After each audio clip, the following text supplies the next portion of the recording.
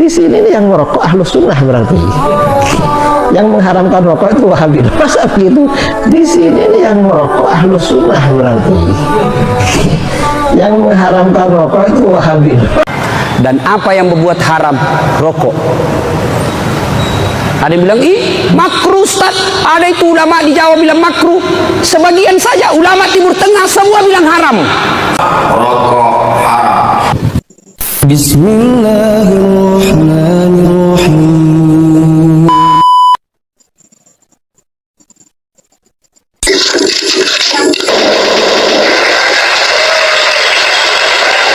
Mazhab Syafi'i hukumnya makruh tanzih. Saya dulu waktu Mufti Johor yang dulu Datuk Nuh Gadot ke Surabaya 3 hari sama saya di Surabaya. Kiai, kenapa di sini banyak orang merokok? Loh, kenapa? Di sini nih yang merokok ahlus sunnah berarti. Yang mengharamkan rokok itu Wahabi. Masa begitu? Di sini nih yang merokok ahlus sunnah berarti. Yang mengharamkan rokok itu Wahabi. Masa begitu? Iya Datuk. Kalau di Johor malah rokok diharamkan, di sini halal. Loh, kan haram. Mana ada dalil yang mengharamkan? Nggak ada. Nggak ada. Ada merokok di sini? Ada? Ada? Jangan marah ya, jangan marah. Ini perokok Pak. Tapi sebenarnya itu rokok Pak tidak merusak. Betul Pak. Rokok itu sebenarnya tidak bahaya selama dia tidak ketemu api.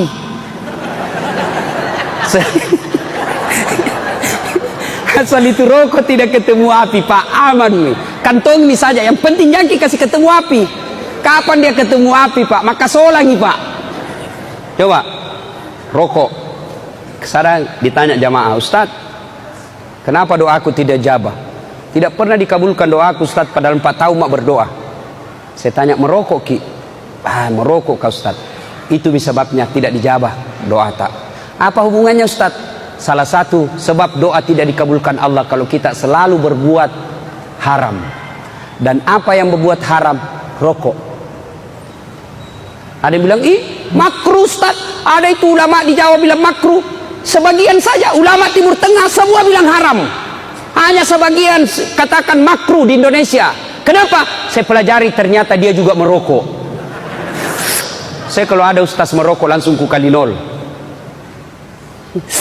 Kayak orang bodoh-bodoh itu kalau merokok. Coba kita itu orang perokok Pak. Ambil rokok nah, sandar-sandar. Itu saja nak kerja 10 menit.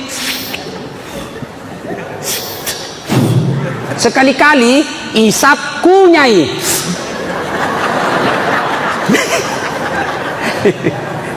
Beleng-beleng.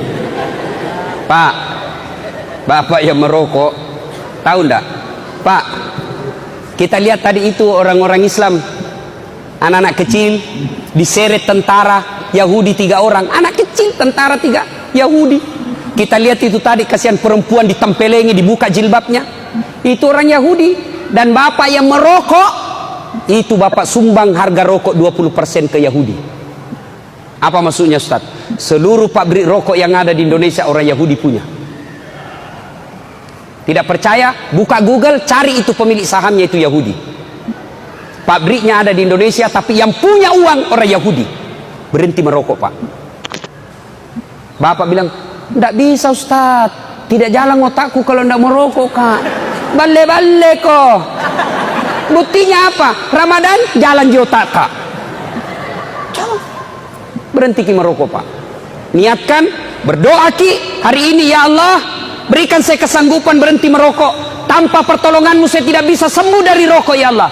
Bantu saya berhenti. Pembeli rokokku saya niatkan untuk tabung pergi umroh. Allah pasti bantu Ki Pak. Saya lihat ini buka-buka banyak perokok. Berhenti maki merokok Pak. Kita tahu itu orang Yahudi.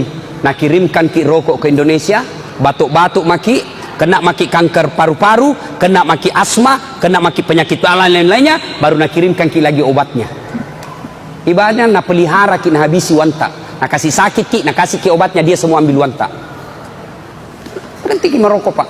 Lebih itu harga rokok kita beli kambing untuk kurban. Ini kan berikutnya adalah mengenai, nah ini penting nih, merokok. Apa sih menurut Ustaz hukum merokok bagi umat Islam? Masih banyak nih Ustaz-Ustaz yang merokok.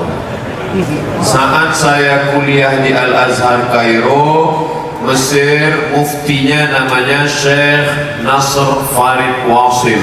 Syekh Nasr Farid Wasil mengeluarkan fatwa rokok haram. Syekh Ali Jum'ah, mufti Mesir, rokok haram. Mufti Saudi Arabia Syekh Abdul Aziz Ibnu Baz, rokok haram. Fatwa Muhammadiyah, rokok haram.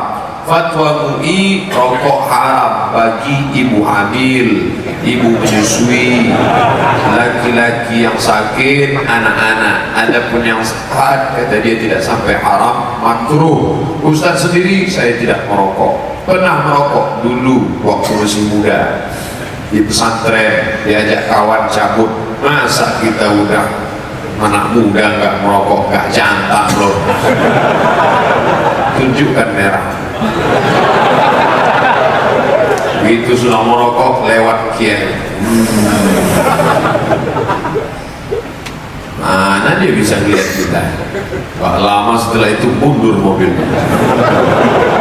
Kiai turun, merokok ya? Merokok? Kawan saya yang satu ini orangnya pengecut, merokok? Enggak. Ketika bilang enggak, itu asapnya keluar.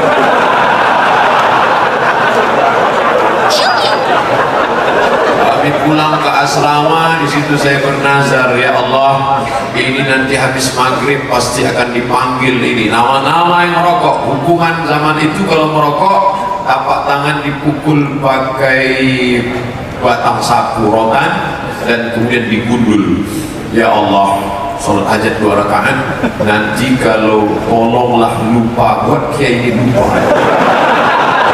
Lupa, aku akan baca Yasin 3 kali dan aku berhenti merokok. Ketika habis sholat maghrib, nama-nama yang melanggar disiplin hari ini betul makbul doa. Ya, hari itu saya tak merokok sampai hari ini.